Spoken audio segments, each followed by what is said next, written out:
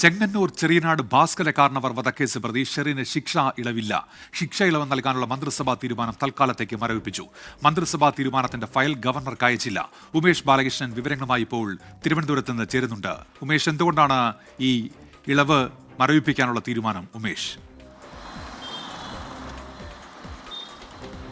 നേരത്തെ തന്നെ കണ്ണൂർ ജയിൽ സമിതി ഷെറിന് ശിക്ഷാ ഇളവ് നൽകാനുള്ള ശുപാർശ നൽകിയിരുന്നു. അതിൻ്റെ അടിസ്ഥാനത്തിൽ മന്ത്രിസഭാ യോഗവും ശിക്ഷാ ഇളവ് അംഗീകരിക്കുകയും ചെയ്തിരുന്നു. എന്നാൽ അതിനുശേഷം, അതായത് ജനുവരിയിലാണ് മന്ത്രിസഭാ യോഗം ഇത് അംഗീകരിക്കുന്നത്. ഫെബ്രുവരിയിൽ മറ്റൊരു കേസ് ഷെറിൻ കണ്ണൂർ സെൻട്രൽ ജയിലിൽ മറ്റൊരു കേസുണ്ടായി. സഹ തടവുകാരിയായ വിദേശ വനിതയെ മർദ്ദിച്ചു എന്നുള്ള കേസാണ് ഷെറിനെതിരെ വീണ്ടും രജിസ്റ്റർ ചെയ്തത്. FIR രജിസ്റ്റർ ചെയ്ത സാഹചര്യത്തിൽ നല്ല നടപ്പ് എന്ന രീതിയിൽ ശിക്ഷാ ഇളവ് നൽകിക്കഴിഞ്ഞാൽ അത് ഗവർണറുടെ അടുത്തേക്ക് ഈ ഫയൽ അയക്കുമ്പോൾ ഒരുപക്ഷെ തടയപ്പെടാനോ അല്ലെങ്കിൽ ഒപ്പം വിശദീകരണം തേടാനുള്ള സാധ്യത സർക്കാർ മുന്നിൽ കാണുന്നുണ്ട്.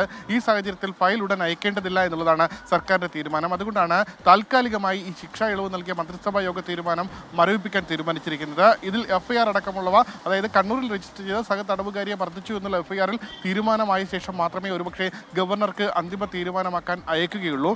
അതേസമയം ഗവർണർക്ക് ഈ ഫയൽ അയച്ചാൽ ഗവർണർക്ക് പരാതി നൽകാൻ ഭാസ്കര കാരണവരുടെ ബന്ധുക്കൾ തീരുമാനിച്ചിരുന്നു. അതുകൊണ്ട് അതും കൂടി മുൻകൂട്ടി കണ്ടാണ് സർക്കാർ ഇതിലൊരു തീരുമാനമാക്കാൻ, കാരണം നല്ല നടപ്പ് പരിഗണിച്ചായിരുന്നു 14 വർഷം കഴിഞ്ഞ ഷെറിനെ ശിക്ഷാ ഇളവ് നൽകാൻ ജയിൽ ഉപദേശക സമിതി ശുപാർശ ചെയ്തത്. പക്ഷേ അതിനുശേഷം വീണ്ടും ഒരു അക്രമം ഉണ്ടാവുകയും സഹ തടവുകാരെ മർദ്ദിച്ചു എന്നുള്ള FIR പോലീസ് തന്നെ രജിസ്റ്റർ ചെയ്യുകയും ചെയ്ത സാഹചര്യത്തിൽ നല്ല നടപ്പ് എന്നുള്ളത് നിലനിൽക്കില്ല എന്നുള്ള ഒരു അഭിപ്രായം സർക്കാരിൽ തന്നെ ഉയർന്നു. ഈ സാഹചര്യം കൂടി പരിഗണിച്ചാണ് തൽക്കാലം ഈ ഫയൽ അയക്കേണ്ടതില്ല എന്നുള്ള തീരുമാനത്തിലേക്ക് സർക്കാർ എത്തുന്നത്. ഉമേഷ് ബാലകൃഷ്ണനാണ് വിവരങ്ങൾ നൽകിയത്.